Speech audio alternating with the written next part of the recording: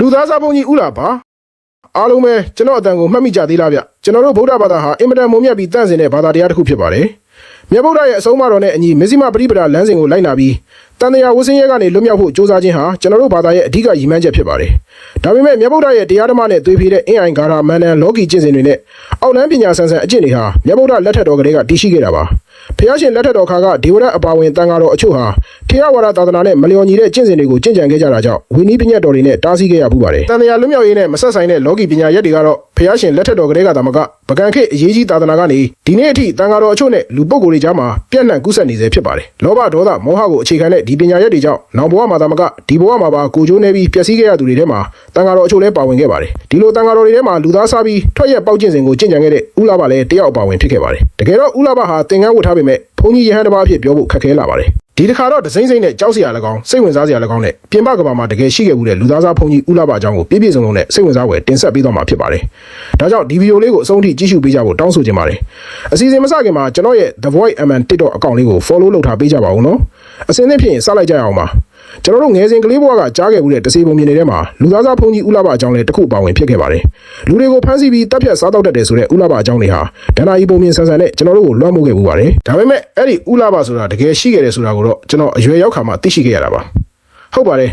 တစေပုံမြင်နေတဲ့ကလူသားစားဘုန်းကြီးလို့နာမည်ကျော်ခဲ့တဲ့ဥလာဘဟာ1986ခုနှစ်မှာရန်ကုန်မြို့၌အမှန်တကယ်ရှိခဲ့မှုပါတယ်သူဟာတကယ်ကိုလူသားစားပြီးထွက်ရပေါက်ကျင့်စဉ်ကိုကျင့်ကြံခဲ့သူဖြစ်ပါတယ်အဲ့ဒီကျင့်စဉ်ကိုတော့ပောရိတာရကျင့်စဉ်လို့ခေါ်ပါတယ်သူဟာအင်အိုင်ဂါရဓာတ်စင်တက်ရိုက်နဲ့လောကီပညာရက်တွေကိုနှံ့ဆက်တဲ့ဘုန်းကြီးတစ်ပါးပါဖြက်လန်းနည်းနဲ့ဝိဇ္ဇာဖြစ်ခြင်းတဲ့ဘုန်းကြီးတစ်ပါးလည်းဖြစ်ပါတယ်1986ခုနှစ်ကရန်ကုန်မြို့ဟာဒီနေ့ခေတ်လိုစီကားခြင်းမရှိသေးပါဘူးဥလာဘရဲ့အကြောင်းတည်ရှိတဲ့နေရာကတော့အခုတောင်ဥက္ကလာပမြို့နယ်ပါရမီလမ်းမေးမှာဘုန်းကြီးကျောင်းတွေအများကြီးရှိတဲ့နေရာဖြစ်ပါတယ်အဲ့ဒီကာလတုန်းကတော့အခုလိုလူနေအင်ဂျီတွေမရှိသေးပဲမြို့အစုံအဖျားလိုဖြစ်နေခဲ့ပါတယ်ဘုန်းကြီးကျောင်းငယ်လေးတွေကလည်းဟိုတစ်ကျောင်းဒီတစ်ကျောင်းရှိနေခဲ့ပါတယ်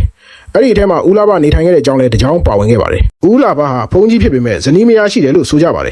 ယ်သူ့ရဲ့အကြောင်းမှာသူဇနီးနဲ့တားဖြစ်သူတို့ပါအတူတူနေကြတယ်လို့ပြောကြပါတယ်ကြောက်စရာကောင်းတာကတားဖြစ်သူဟာဥလာဘအတွက်ဒိုင်ငံလူသက်ပေးပြီးမိမဖြစ်သူကတော့ဥလာဘအတွက်ပြင်ဆင်ချက်ပြုတ်ပေးတယ်လို့ဆိုကြပါတယ်ဥလာဘရဲ့လူသားစားဇလန်းကြီးပေါ်ပေါက်လာခဲ့ရတာကတော့အဲ့ဒီကျောင်းကြီးကဘုန်းကြီးကျောင်းသားလေးတယောက်ပျောက်ဆုံးမှုကနေစတင်တယ်လို့ဆိုကြပါတယ်အဲ့ဒီဘုန်းကြီးကျောင်းသားတွေဟာညနေတိုင်းသူတို့ကျောင်းကြီးကမြေခွက်လေးတစ်ခုမှာချင်းခတ်လေးရှိကြပါတယ်တနေ့တော့ညနေဘက်ချင်းခတ်နေတော့ကျောင်းသားလေးတယောက်ဟာဥလာဘရဲ့ဘုန်းကြီးကျောင်းဝင်းထဲကိုကျသွားတဲ့ချင်းလုံးလေးကိုပြန်ကောက်ဖို့ကျောင်းဝင်းထဲဝင်သွားခဲ့ပါတယ်အဲ့ဒီနောက်အဲ့ဒီကျောင်းသားလေးဟာထူးဆန်းစွာပျောက်ဆုံးသွားခဲ့ပါတ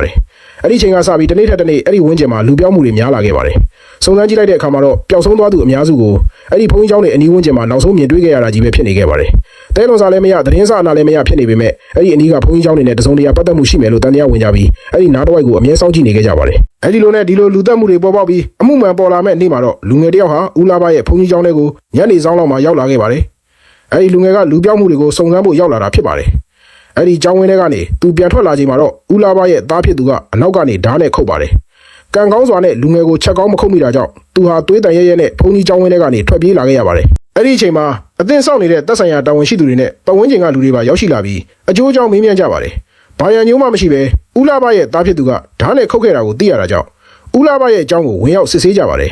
်တပ်ဆိုင်ရာကလည်းဘုန်းကြီးကျောင်းသားကချောင်းရိုးလေးထဲမှာကလေးငယ်တွေရဲ့လက်ချောင်းခြေချောင်းတွေနဲ့လူသားခန္ဓာကိုယ်အစိပ်ပိုင်းတွေမျောပါလာတာကိုတွေ့ရှိထားတာကြောင့်နေမြေထောက်လှမ်းရေးတွေကရှာဖွေစုံစမ်းနေခြင်းလည်းဖြစ်ပါတယ်။အဲဒီနောက်လူသားစားဘုန်းကြီးဥလာဘအပါဝင်သူ့ရဲ့ဇနီးနဲ့သားဖြစ်သူကိုဖမ်းဆီးစစ်ဆေးတဲ့အခါမှာတော့သူတို့ဟာလူသားဆန်မှုလုံးဝမရှိတဲ့ရက်ဆက်ကြမ်းကြုတ်သူတွေဖြစ်ကြောင်းသိလိုက်ရပါတယ်။သူတို့ဟာတနာညာရာမှုကင်းမဲ့စွာနဲ့လူပေါင်းများစွာကိုရက်ဆက်တပ်ဖြတ်ခဲ့ကြပါတယ်။သူတို့ကိုစစ်ဆေးမေးမြန်းတဲ့အခါမှာတော့ဥလာဘကြီးဟာလူသားစားပြီးကျင့်ကြံရတဲ့ကျင့်စဉ်တစ်ခုကိုကျင့်နေကြောင်းသိရှိလိုက်ရပါတယ်။သူဟာအောက်လန်းပညာဆန်တဲ့လောကီအစီအရင်တွေနဲ့လူတွေအလောင်းတွေကိုဂါရမန္တန်ရွတ်ဖက်ပြီးစားတောက်ရတဲ့ပောရိတာရကျင့်စဉ်ကိုကျင့်ကြံနေတာဖြစ်ပါတယ်။အရွယ်ရောက်ပြီးလူကြီးတွေအပါအဝင်ကလေးငယ်တွေကိုပါညီမနှင်းသားဖြစ်တခါတရံတက်ဖြတ်စားတောက်တတ်ပါတယ်။လူသားအယောက်တရာပြည့်သွားရင်ရေရှိုးမိုးပြန်နိုင်တယ်လို့ဆိုပါတယ်။နောက်ထပ်လူသားအနေငယ်စားပြီးတဲ့အခါမှာတော့သူ့ရဲ့ကျင့်စဉ်ပြီးမြောက်တော့မှဖြစ်ကြောင်းလည်းထွက်ဆိုခဲ့ပါတယ်။ပထမပိုင်းမှာတော့သားဖြစ်သူဟာဖခင်ဖြစ်သူစားတောက်ဖို့အတွက်လူတွေအသားတွေကိုတင်းချိုင်းမှာရှာဖွေပေးရပါတယ်။အစပိုင်းမှာတော့တင်းချိုင်းတွေမှာတူးယူရရှိခဲ့ပါတယ်။နောက်ပိုင်းမှာတင်းချိုင်းတွေမှာတူးယူရတာအဆင်မပြေတော့တဲ့အပြင်အသားတွေကလည်းလက်ဆက်ဆက်မဖြစ်တော့တာကြောင့်ဘုန်းကြီးကျောင်းဝင်းထဲကိုလာတဲ့သူတွေကိုတပ်ဖြတ်ခဲ့တာဖြစ်ပါတယ်။အဲဒီနောက်လူတွေအလောင်းကိုဓာတ်နဲ့ခုတ်ပြီးအသားကိုတာရှည်ခံအောင်အချင်းစင်ကစားတောက်ကြပါတယ်